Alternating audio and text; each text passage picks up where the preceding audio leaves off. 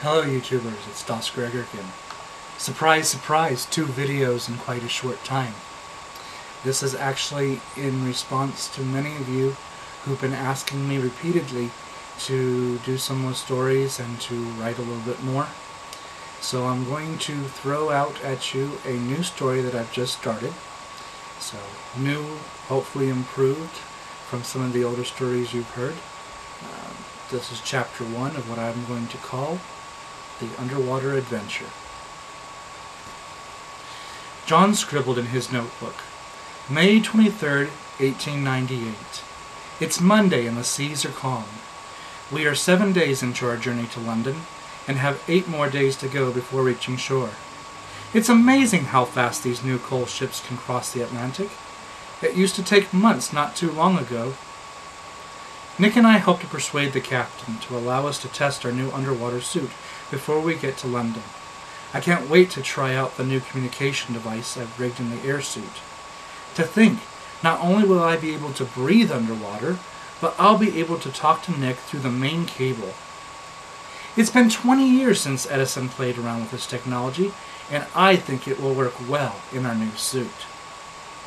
Just then, the cabin door to John's quarters swung open, and Nick came bursting in with great excitement. The captain says we'll be meeting a supply ship sometime midday. What a blessed event! He shouted. What's so good about that? Inquired John. Captain Hollister has agreed that it will be a few hours' time before we get back underway after meeting up with the supply vessel. We can test our air suit while the crew transfers the supplies. It's bright, clear, and the sea levels are perfect for our tests. Don't you think so, John?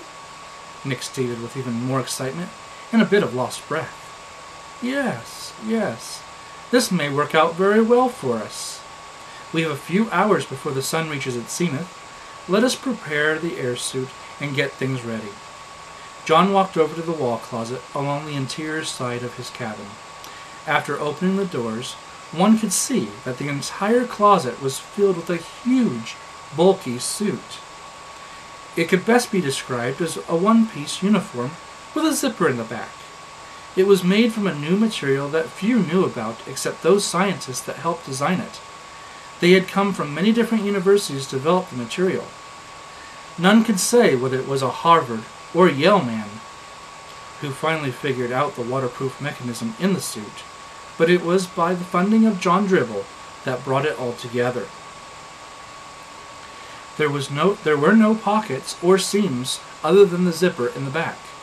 John never thought of pockets until, while testing the suit in shallow water, realized there was no place to put small rocks and other interesting finds.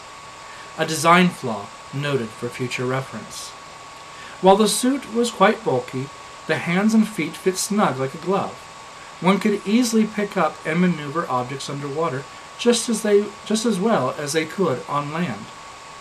Toward the neck of the suit was a copper fitting ring that attached a copper helmet to the suit, and at the top of the helmet was another copper fitting ring that attached the air hose with telephonic cable built specifically inside the air hose.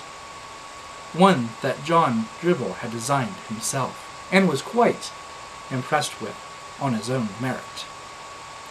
All in all, a brilliant design, commented John as he and Nick grabbed onto the suit and began to unpack the closet of its precious equipment.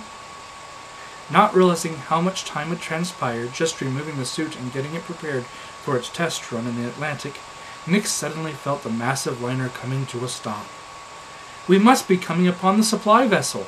Yes, not a moment to lose, panted John. We must get this up to the main deck. Thank goodness we already had permission to install the massive air pump and hose apparatus on deck. That will save us quite a bit of time. And the end for chapter 1. I'm going to do my best with this story to make these shorter, more concise chapters easier to tape and put out there on YouTube, so you're not having to sit there for 10, 15, 20 minutes at a time for a chapter. So we'll see how this goes. Who knows what will befall John and Nick when they enter into the deep waters of the Atlantic Ocean in search for adventure. Stay tuned for Chapter 2, hopefully not too long from now, and we'll see what happens. Thank you for listening. Hope you enjoyed this. Have a good night, good evening, good day. Whatever you're having, have it. Bye.